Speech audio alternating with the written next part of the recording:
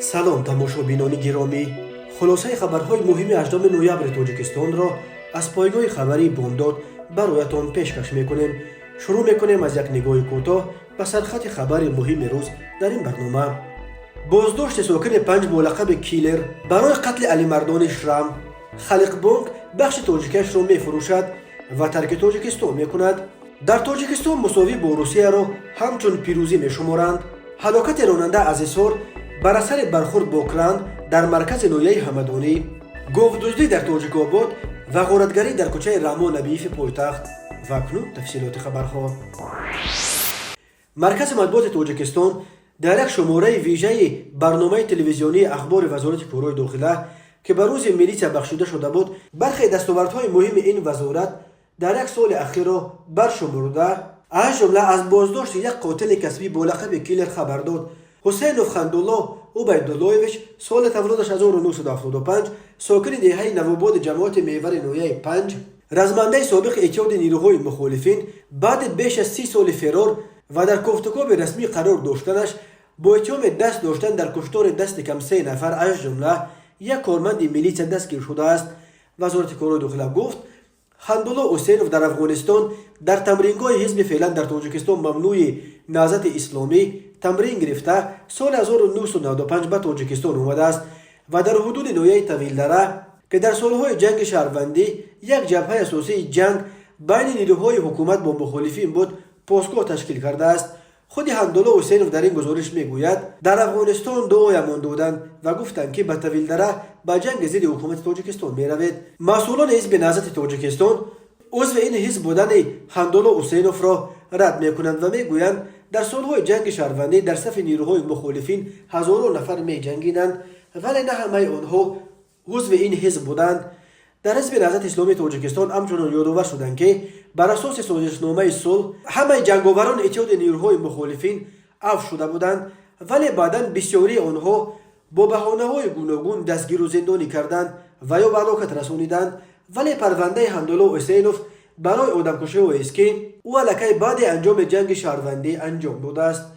назари худи ӯ ва наздиконаш ба ин иттиҳомот дастрас нест, вале вазорати корои дохила мегӯяд ки Хандулло Ҳусейнов баъди ҷанг барои гурӯҳҳои қочоқбари маводи мухаддир ба ҳайси қотили фармоишӣ хидмат мекард ва барои бераҳмияш дар одамкушӣ лақаби киллер гирифта буд.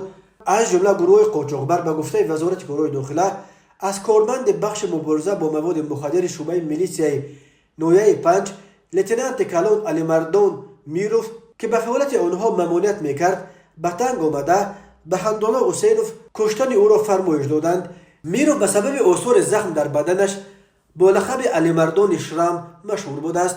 Хандулло Ҳусейнов дар гузориши нашршуда нақл кард ки Мировро чӣ хел кушт. бегӯӣ омадам, автоматро гирифтаму рафтам, 2 рӯз аз пасаш назора кардам ва рӯзи сеюм Алимардони Шрамро дар назди даромадгоҳи хонааш 20 тир дар танаш задам. вазорати корои дохила мегӯяд, маҳз баъди куштани Алимардон Миров дар моҳи майи соли 1999 Хандулло Ҳусейнов дар байни гурӯҳҳои Нашаҷалоб бо лақаби киллер ном баровард.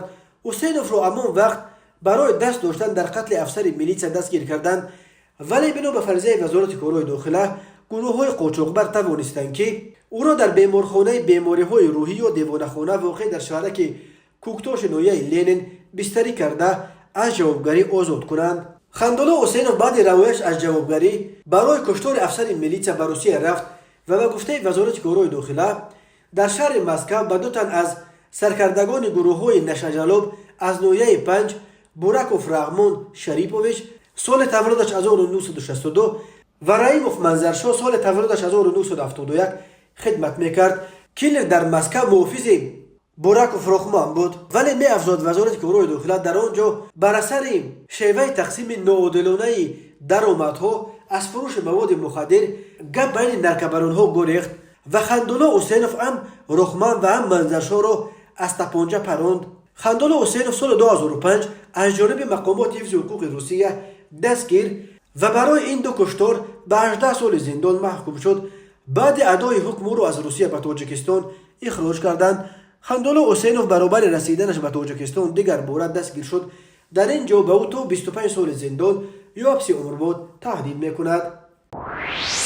بانک بزرگترین قزاقستان خالق بانک 18 نوامبر سال 2022 اعلام کرد که بعد 3 سال فعالیتش در بازار بانکی تاجیکستان تمام 100% سهمیه‌های بخش تاجیکیش خالق بانک تاجیکستان را به بانک بین المللی تاجیکستان می‌فروشد و با همین ترک این کشور می‌کند. خالق بانک در زمینه بانک شوروی اسپر بانک یا امانت بانک تأسیس یافته با قریب 10 تریلیون تنگه یا حدود 12 میلیارد دلار پسندازهای در این بانک گذاشته مشتریانش بزرگترین نهاد مالیوی قزاقستان دانسته میشد. این بانک گفت طرفا نقشه دارند که علاقه ماه دکبر امین سال 2022 قرارداد به بانک بین المللی تاجیکستان فروختن بخش تاجیکی خالق بانک را پر عملی بسازند.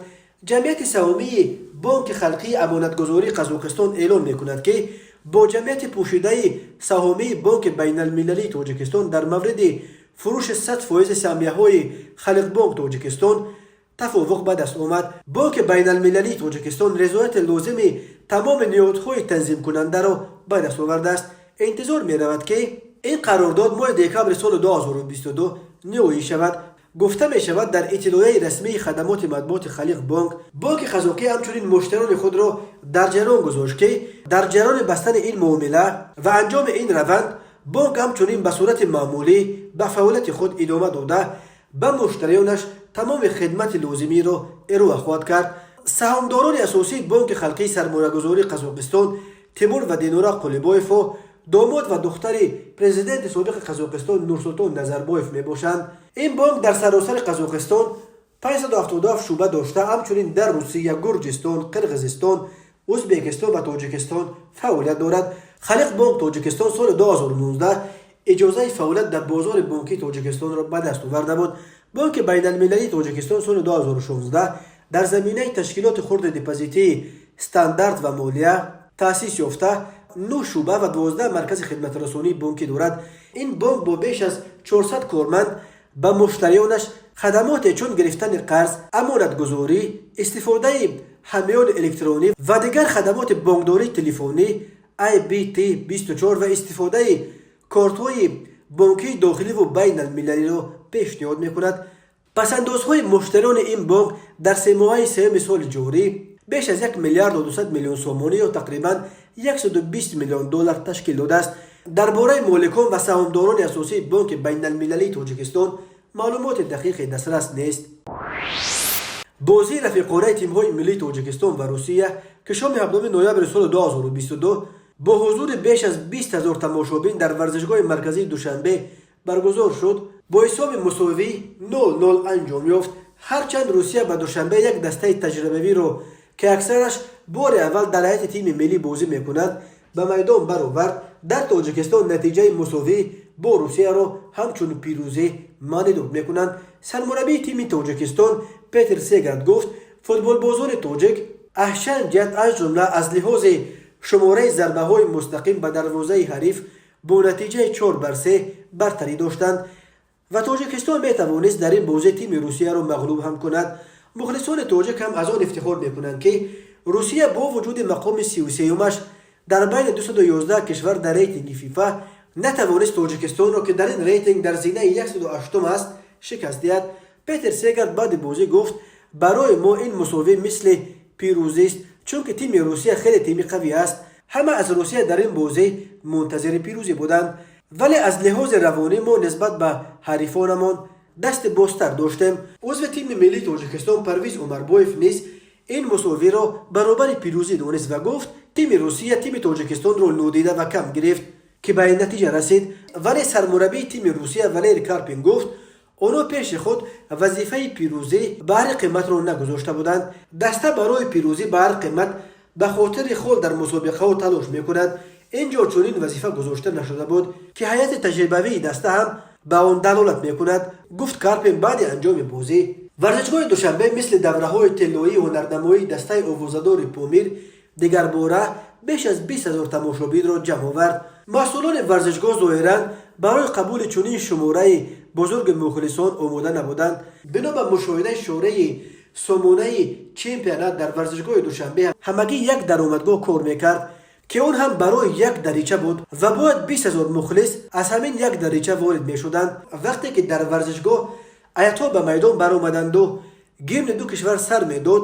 مخلصان هنوز در نوبت ایستاده شتاب زده شدند و در نتیجه در نزد دریچه ورود چنان یک تنبیه به وجود آمد که حتی کارمندان میلیچ دیگر کاری به آن کردن نتوانستند. اما یکی از کارمندان ورزشگاه پیش آمدن چنین حالت را به منتالیته مردم ربط داده است که در نوبت ایستادن را تحمل ندارند و افزوده است که شکر خدا کسی در این تنبیه آسیب ندیده است. تیم روسیه روز 20 نوامبر در تاشکند با تیم ازبکستان باز یک بازی رفیقانه انجام میدهد. ماه سپتامبر روسیه در بشکک تیم قرقیزستان را با نتیجه 2-1 شکست داده بود. به کشورهای آسیای مرکزی رو آوردن تیم روسیه در حالی است که در پی شروع جنگ روسیه به ضد اوکراین دسته های فوتبال روسیه را از حق اشتراک در مسابقه های بین المللی محروم کردند و چندین کشور از بازی های حتی رفیقانه با تیم روسیه دست کشیدند. تماشابینان عزیز، یادآور می‌شویم خلاصه مهمترین اخبار تاجیکستان را از پایگاه خبری بامداد تماشا دارید. برنامه را ادامه می‌دهیم. دادگاه عالی تاجیکستان رحم‌الدین رحیم‌زاده دادرس سابق دادگاه نهایی سینای شهر دوشنبه را با گناه گرفتن رشوه به 5 سال زندان محکوم کرد. طبق اطلاع به دست آورده رادیوی آزادی، حکم این سودجه میانه هفته گذشته صادر شده است. این دادرس ماه سال روان با فرمان امامعلی رحمان پرزیدنت تاجیکستان برای صادر نمودن کرداری که شان و اعتبار سودجه را پست میزند از مسئولیت برکنار شده بود. نزدیکان و خود رحم‌الدین رحیم‌زاده اتهامات اعلام شده را تصدیق و رد نکردند. یک منبع از دادگاه عالی با شرط افشا نشدن نامش روز 7 نوامبر به رادیوی آزادی گفت دادرس رحیم‌زاده برای ستانیدن پوره در حجم $800 ایبدار می شود. جزئیاتی که او از کی و برای چه $800 گرفته است معلوم نیست. در روزهای آخر این علاقه سومی سودی است که در تاجیکستان با جرم گرفتن پوره به زندان می شود. دادگاه عالی تاجیکستان روز 11 نوامبر رئیس سابق دادگاه شهر خوجند حامدجان محمدزاده و زیردست او رستم محمد سیدزاده را که برای گرفتن پوره ایبدار بودند به 2 ساله زندان محکوم کرد. تعیین و برکناری دادرس‌ها در تاجیکستان با فرمان پرزیدنت عملی می شود. فعلا در تاجیکستان بیش از 400 دادرس کار میکنند. نظام دادگاهی در تاجیکستان یکی از عرصه‌های اعظم فساد زده در این کشور نام برده می شود. در 10 سال آخر تقریبا 30 سودجه با اتهام کرداری که شان و اعتبار سودجه را پست میزنند از منصب رانده و دستگیر و برخیش به زندان محکوم شدند. اکثر آنها با جرم گرفتن پوره به دست میافتند ولی مقامات عادتا از شر پرونده های دادرس‌ها خودداری میکند. به شعبه وزارت کارهای داخله در ناحیه تاجیک‌آباد با عریضه مرد 30 ساله ساکن ناحیه مذکور مراجعت نموده است که ماه نوامبر سال 2022 در حدود جماعت دیهات قلعه لب آب همین ناحیه شخص نامعلوم با رای پنهانی یک سر چهاره‌های کلان شاخدار را تصرف نموده از جای حادثه غیب شده است. ضرر رسانیده شده 11,000 سامانی را تشکیل می‌دهد. هنگام گذرانیدن چاره‌بینی‌های اپراتیوی جستجویی از جانب کارمندان میلیشیا جوان 22 ساله ساکن ناحیه مذکور همچون گمانبر در صادر نمودن جنایت دزدی دستگیر کرده شد.